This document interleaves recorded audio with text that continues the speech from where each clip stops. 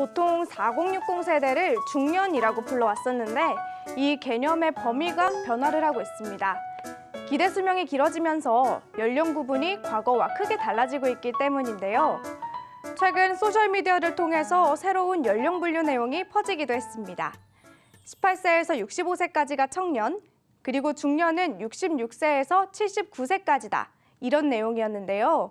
확실한 건 중년이라고 부르는 연령이 이제는 젊고 활기찬 세대로 인식되고 있다는 점입니다. 신중년, 꽃중년이라는 말이 나올 정도로 말이죠. 최근에는 경제력도 갖추고 또 자기 자신에게 투자를 아끼지 않는 5060 세대를 58세대라고 불리고 있습니다. 오늘 비젠라이프에서는 신중년과 58세대의 관심을 끌고 있는 트렌드에 대해서 알아봅니다.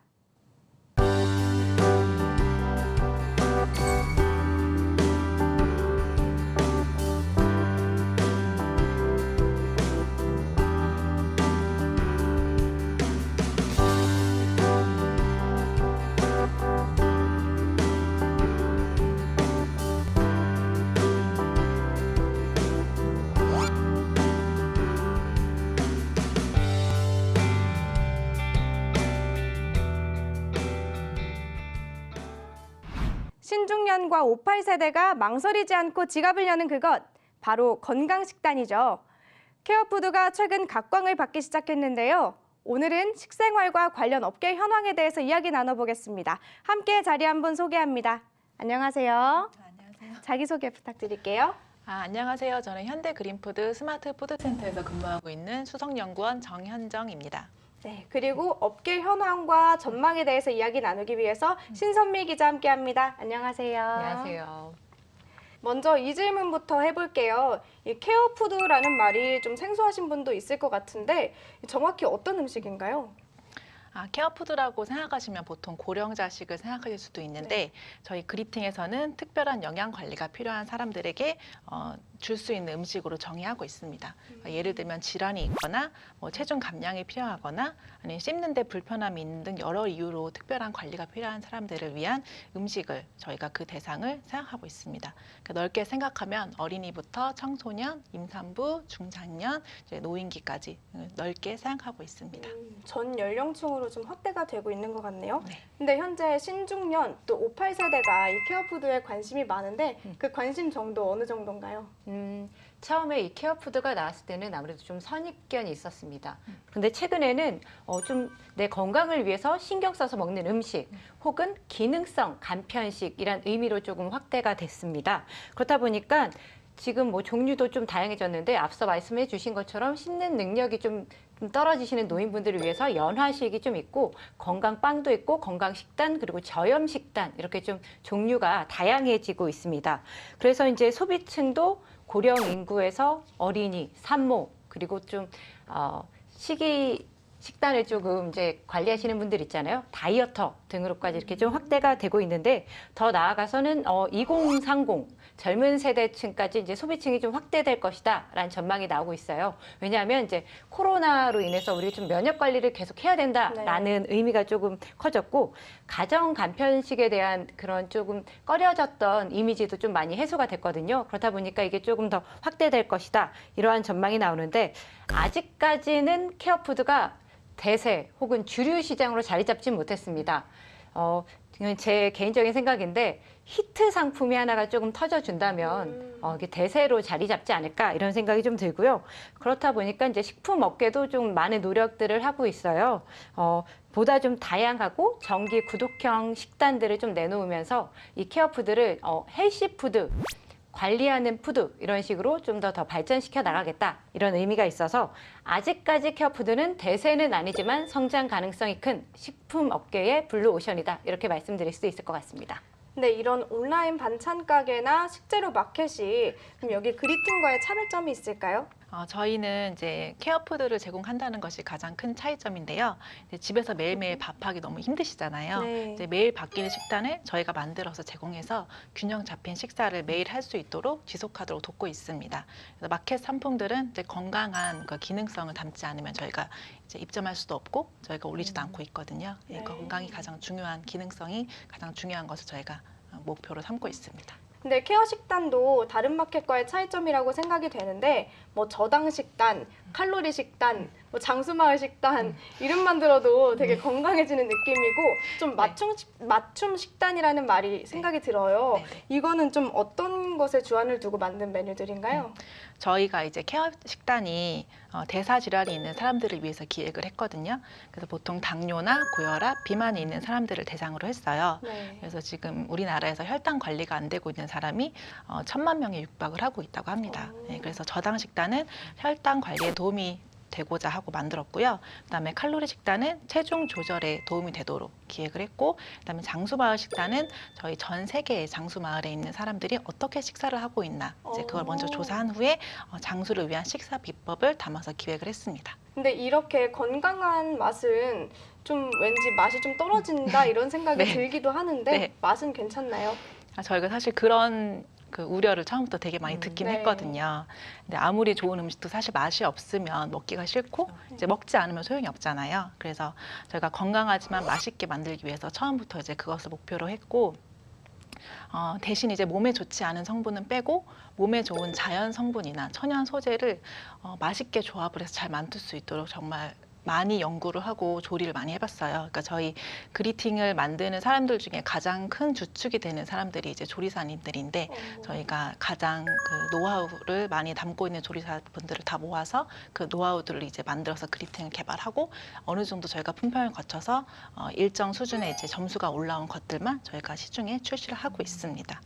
물론 그 조미료 맛을 저희가 100% 따라잡지는 못했지만, 물론 그거를 100%라고 해도 사실 그게 말도 안 되는 이제 것이고, 드셔보신 분들이 건강식인데 일반식인 것 같다, 크게 차이는 없다라고 지금 많이 이제 얘기를 하고 계십니다. 근데 제가 사전에 메뉴를 좀 살펴보니까 좀 다른 반찬 가게는 온라인 마켓에서는 볼 수 없는 네. 메뉴들이 많이 있었어요. 네네. 이런 특별한 메뉴가 어떻게 개발되는지, 그리고 이렇게 특별한 메뉴가 있다면 소개 좀 부탁드릴게요. 네. 일단은 저희가 메뉴 개발을 할 때 그 시장을 조사한 다음에 저희가 네. 부족한 상품군들을 먼저 추리고 이제 그거를 조리사님들이 그리팅 원칙에 맞게 이제 조리를 하고 있습니다. 그 대표적으로 보면 저희가 초창기에 개발했던 이제 건강한 짜장 소스라는 게 있는데요.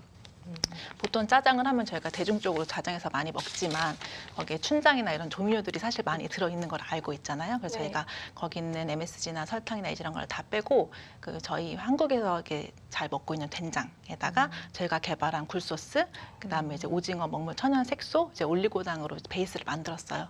그래서 저희가 이제 그걸 출시했더니 저희 거를 먹고 일단 조금 맛이 시중의 외식이랑 좀 비슷하다, 이제 그런 말도 있었고, 일단 먹고 났더니 이제 뱃속이 좀 편안하다라는 이제 얘기도 있었어요. 그래서 저희가 그것을 바탕으로 이제 키즈 덮밥 소스도 개발했는데 아이들도 물론 잘 먹는다는 이제 얘기가 있어서 지금은 저희가 스테디셀러로 이제 판매를 하고 있어요. 근데 이 랩이라는 거는 말 그대로 연구소라 뭐 식단이나 영양소 이런 부분을 뭐 개발하는 것이구나라는 생각이 드는데, 스마트 푸드 센터는 어떤 곳인지 궁금합니다.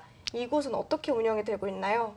저희 스마트 푸드 센터는 그 연구 개발이랑 생산이 동시에 이루어지는 곳이에요. 예. 그래서 매일매일 바뀌는 다양한 식단을 이제 만들어내기 위해서는 많은 설비가 필요하긴 한데 그 모든 것을 다 갖췄다고 볼 수 있거든요. 그래서 전처리부터 뭐 조리, 용기에 담는 것과 그다음에 박스 포장해서 이제 나가는 것까지 다 할 수 있고요. 그다음에 저희 아까 말씀드렸듯이 조미료는 다 빼고 그리팅만의 소스를 만들기 위해서 그 전용 설비까지 저희가 다 갖췄어요. 그래서 저희가 833억을 투자해서 지금 성남에 저희가 건립을 했는데, 네. 이제 이런 이제 이물질 선별하기 위해서 광학 선별기라든지 아니면 뭐 품질을 높이기 위해서 빠르게 냉동하기 위한 터널 프리저, 그다음에 연화식 생산을 위해 포화증기 조리기기까지 갖추고 있어서 저희가 HMR이나 양념류, 밀키트까지 모든 것을 스마트하게 이제 만들 수 있는 공장이라고 할 수 있습니다. 지금 자신을 가꾸는데 아끼지 않고 또 젊은 감각을 지니고 있는 중년층, 또 58세대를 위해서는 그리팅에서 어떤 게 준비가 되어 있나요? 저희가 최근에 챌린지 식다는 거를 이제 프로그램을 개발해서 이제 저희가 오픈해서 판매를 하고 있는데, 네. 젊은 친구들은 이 챌린지 프로그램을 저희가 추천을 하고 싶어요. 이제 왜 그러냐면 저희가 기존에 이제 나가는 매일매일 바뀌는 식단은 냉장으로 제공을 하고 있는데, 네. 챌린지 식단은 저희가 일주일 프로그램으로 해서 냉동으로 저희가 개발을 했거든요. 그래서 사실 이제 보통 요즘에는 빠르게 먹고 간편하게 먹는 걸 원하시잖아요. 그래서 냉동고에 이제 잘 보관해놨다가 필요할 때 하나씩 꺼내서 드실 수도 있어요. 이제 그 자기가 원하는 대로 뭐 샐러드나 뭐 곡물 위주나 아니면 뭐 육류 위주나 아니면 뭐 저탄수라든지 이제 이렇게 해서 그 카테고리별로 골라서 이제 드실 수 있어서 요즘 젊은 세대들한테 이걸 추천하고요. 저희가 또 맛도 그렇지만 모양도 좀 신경 써서 네. 만들었기 때문에 뭐 블로거나 인스타그램 운영하시는 분들한테도 이제 인기를 얻고 있습니다. 네. 신중년 그리고 58세대들은 사실 사회생활이나 외부 활동에도 관심이 많잖아요. 그렇다고 보면 좀 간편한 간편식 관심이 많은 것 같은데 이 간편식 시장 어떤가요? 세계는 코로나 이후와 코로나 이전과 나뉜다. 이렇게 요새 이런 얘기들이 좀 많이 나와요. 네. 실제로 지난 1년간 우리의 생활이 굉장히 많이 변했잖아요. 네. 코로나19 사태 이후 집밥을 즐기는 사람들이 실제로 늘었는데 그런데 다 아시다시피 매번 차려 먹는 게 여간 힘든 게 그쵸. 아닙니다. 그렇다 보니까 집밥을 먹어도 좀 간편하게 조리해서 먹고 싶다라는 욕구가 있거든요. 2017년 기준 약 2조 5,100억 원이었던 국내 그 간편식 시장이 지난해 3조 7,800억 원으로 약 50%가량 성장을 했습니다. 뭐 저와 같은 마음이 다들 있으셨겠죠? 네. 그러다 보니까 이제 이 간편식이 앞으로도 좀 대세가 될 거다라는 얘기가 나와요. 왜냐하면 이게 라이프 스타일이 간편식으로 이제 팬데믹 때문에 변했지만 이게 사실 간편식은 외식 대체제가 아니라 집밥 대체제거든요. 그러다 보니까 우리가 뭐 코로나 끝났다고 해도 외식을 뭐 매번 할 수 있는 건 아니잖아요. 그렇죠. 비싸기도 하고 그러다 보니까 집밥 대체제로서 간편식을 앞으로도 계속 찾을 거다 이렇게 되고 있고 또 다른 점은 시니어들도 이 간편식이 우리 시니어들은 다 이렇잖아요. 정성, 손맛 네, 이런 걸 그럴 것 굉장히 같은데. 중시하는데 이분들도 이제 간편식 구매 경험이 굉장히 증가를 했어요. 그리고 또 간편식의 고급화, 프리미엄, 그리고 건강식 이렇게 많이 나오다 보니까 엄마들도 애들한테 간편식을 해줄 때 죄책감이 덜한 거죠. 이걸 먹여도 내 자식이 괜찮을 것 같고 네. 그러다 보니까 이게 또 증가를 했고 시니어 가구들은 또 이제 프리미엄 간편식을 또 즐기고 그리고 간편식 일반 간편식보다 프리미엄 간편식이 구매율이 2배가량 또 높습니다. 그런가요? 네, 이런 여러 가지 이유들 때문에 간편식 시장이 앞으로 코로나19가 끝나도 지속될 거다 이렇게 나오고 있는 거고요. 그리고 우리 간편식 한번 경험해 보면서 이거 굉장히 편한데 라고 이미 느꼈거든요. 우리가 핸드폰 쓰다가 삐삐로 돌아갈 수 없잖아요. 그거랑 그렇죠. 같지 않나. 그래서 간편식은 이제 우리의 하나의 식문화로 자리 잡았다 이렇게 평가할 수 있을 것 같습니다. 근데 이 죽이나 이런 간편식 같은 경우에는 마트나 편의점에서 저도 자주 봤었거든요. 네. 그럼 쉽게 구할 수 있을 것 같은데 그럼 이곳 케어푸드만의 간편식의 장점이나 차별점이 있다면 어떤 게 있을까요? 사실 저희 그리팅에서는 이제 죽 하면 떠오르는 외식 브랜드가 이제 있으실 거예요. 이제 네. 그런 게 네. 오프라인에서 이제 먹으면 맛있다 하고 되게 안정감을 느끼는 이제 그런 이제 네. 죽이었는데 맞아요. 이제 그런 거를 저희가 온라인에서도 사실 만들고 싶었어요. 음. 네, 그래서 저희가 먹었을 때 물론 냉동이지만 그거를 저희가 데워서 먹었을 때 어머니가 해주던 맛이나 뭐 집에서 아팠을 때 먹었을 때 정말 건강해지는 느낌이 드는구나 이제 이런 걸 만들고 싶었거든요. 그래서 사실 밖에서 파는 뭐 레토르트나 이제 이런 게 보관도 편리하고 이제 먹기에도 물론 간편하지만 이제 그거보다는 조금 더 저희는 건강과 영양을 생각해서 이제 영양을 농축했다고 보시면 돼요. 그래서 건더기도 굉장히 많고 약간 뻑뻑하다 싶을 정도로 굉장히 이제 다 모아놨거든요. 그러니까 집에서 드실 때는 자기가 이제 농도에 맞게 물을 조금 더 타서 오히려 뭐 2인분이 2명이서 드셔도 될 정도로 이제 그 정도로 영양을 많이 담았고요. 이제 그 스프 같은 경우에는 아까 말씀하셨듯이 외식 셰프가 이제 집에서 해온 듯한 이제 그런 음식을 이제 많이 만든다고 하잖아요. 네. 저희가 이제 이걸 만드는 셰프님들도 보통 양식 레스토랑 전문 이제 셰프님들이 만드셔서 이제 거기서 직접 드시는 것처럼 이제 집에서 드실 수 있게 이제 이렇게 만들었습니다. 그러면 아직 나와 있지 않지만 좀 새로운 메뉴나 식단 고려하고 계신 게 있나요? 네, 저희가 보통 이제 메뉴를 짤 때 제철 식재를 굉장히 많이 이제 고려하고 넣으려고 많이 하고 있어요. 그래서 네. 2월에는 보통 이제 겨울무나 뭐 그런 거를 활용해서 해산물을 활용해서 이제 만들고 있어서 이번 뭐 설 명절을 이제 지났지만 뭐 무를 넣고 조청을 만들어서 그거를 만든 갈비찜이라든지 아니면 이제 무를 넣은 파스타라든지 이제 이런 거를 준비하고 있고 그다음에 3월에는 이제 봄이잖아요. 그래서 네. 미나리를 이제 활용해서 저희가 이제 제철 한제 미나리를 이제 제철 식재 그다음에 산지 식재를 많이 적용하려고 하고 있습니다. 그리고 이제 아까 저희가 새롭게 젊은이들한테 지금 호응이 좋은 챌린지 식단을 이제 만들었는데 네. 이제 저희가 고령자들도 이제 많이 쉽게 먹을 수 있도록 고령자용 챌린지 식단도 이제 계획하고 있습니다. 네, 그러면 마지막으로 신선미 기자, 이제 업계에서는 이 케어푸드의 전망 어떻게 보고 있나요? 케어푸드 시장도 성장을 하고 있는데요. 지난해 시장 규모가 2조 원을 돌파를 했습니다. 그런데 이제 2011년 5천억 원 시장이었거든요. 그렇게 발전을 하고 2017년에 1조 원 시장으로 성장을 했고요. 그 다음에 이제 이렇게 해서 2배가량 성장했는데 3년 만에 다시 2조 원으로 또 성장을 한 거예요. 좀 이제 성장 가속도가 좀 붙었는데 일본이랑 또 미국 해외 시장이랑도 비교를 해봐야 될 텐데 여기는 일찍부터 발달을 해서 해외에서는 지금 26조 원 시장입니다. 굉장히 크죠. 우리나라랑 비교해 봤을 때. 그래서 국내 시장은 아직 걸음마 단계이긴 합니다. 그래서 또 우리는 성장 가능성이 더 크다고 볼 수 있겠죠. 그리고 또 되게 좋은 시대를 맞이했어요. 이게 코로나를 언급하면서 좋은 시대라고 하긴 좀 그러게요. 못한데 네. 코로나19 장기화로 이제 자기 몸은 자기가 스스로 챙기겠다. 이런 셀프 메디케이션이 트렌드로 자리를 잡았거든요. 그런 점도 이제 케어푸드에 좀 긍정적으로 작용할 것 같고요. 또 이에 맞춰서 건강기능식품 시장도 덩달아 커졌습니다. 지난해 10가구 중 8가구가 영양제를 복용을 하고 있다. 이렇게 수치가 나왔거든요.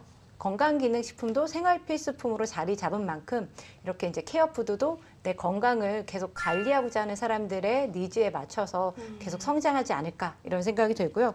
또 지난해 국내 65세 이상이 굉장히 이제 높아졌어요. 비중이. 네. 15.5%를 차지해서 이제 한국도 고령 사회에 진입을 했거든요. 그리고 2025년이면 65세 이상 인구가 좀 더 늘어납니다. 20%를 초과해서 이제 초고령 사회로 진입을 하다 보니까 기대 수명이 연장으로 올바른 식습관을 갖고 뭐 먹는 걸로 건강하게 관리하는 게 되게 중요하다라는 인식이 좀 자리 잡으면서 앞으로 향후 전망이 더 밝지 않을까 이런 기대를 하고 있습니다. 간편하지만 건강한 한 끼를 챙기는 게 중요한 화두가 되고 있는데요. 케어푸드의 성장 방향도 이 부분이 중요하게 작용할 것으로 보입니다. 오늘 도움 말씀 주신 두 분 감사합니다. 감사합니다.